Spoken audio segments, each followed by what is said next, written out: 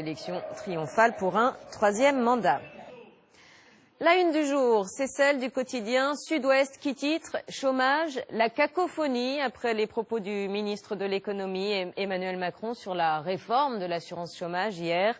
L'Élysée a mis les points sur les i ce matin. Oui, la négociation viendra, mais pas immédiatement. Un dossier explosif qui crée la polémique au sein de la gauche. Alors faut-il raccourcir la durée d'indemnisation, en diminuer le montant? Réaction, Antoine Védéier, Georges Pinol. À peine mise en place et déjà contestée par Emmanuel Macron.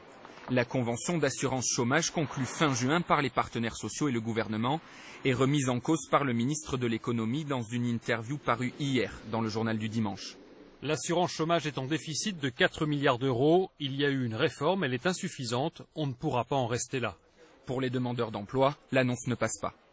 Et je trouve ça pitoyable, et en plus qu'on s'en prenne, qu'on veut encore grignoter là-dessus, alors qu'on a juste la tête hors de l'eau pour payer un petit loyer. Mais quel genre de réforme? Voilà, c'est bien beau de réformer, mais quel genre de réforme?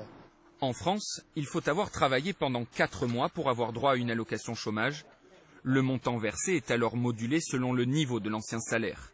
Par exemple, un salarié qui touchait 1 500 € par mois percevra 948 € d'indemnité, 63% de son ancien salaire. Des modalités qui viennent d'être négociées entre le patronat et les syndicats. Le gouvernement, il y a peu de temps, a agréé l'accord sur l'assurance chômage et donc quelques semaines après, il dit qu'il faut rediscuter. C'est inconséquent. Il y a un deuxième aspect qui est irresponsable, parce que si les comptes de l'UNEDIC enregistrent un déficit, c'est tout simplement parce qu'il y a une croissance zéro et un chômage qui augmente.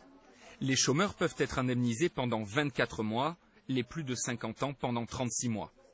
Si la somme versée reste la même pendant toute la durée de l'indemnisation, elle ne peut pas dépasser un maximum de 6 161 €, 5 fois plus qu'au Portugal ou en Italie, ce que dénoncent certains patrons. Comment on va inciter des demandeurs d'emploi à accélérer leur recherche d'emploi? Comment on va permettre à des demandeurs d'emploi d'accepter des emplois pour lesquels ils sont qualifiés? Et c'est effectivement c'est tout ce travail-là de réflexion qui est fait par tout un tas de pays voisins. Ce matin, l'Élysée assure qu'il y aura bien une négociation sur le sujet le moment venu, mais pas dans l'immédiat.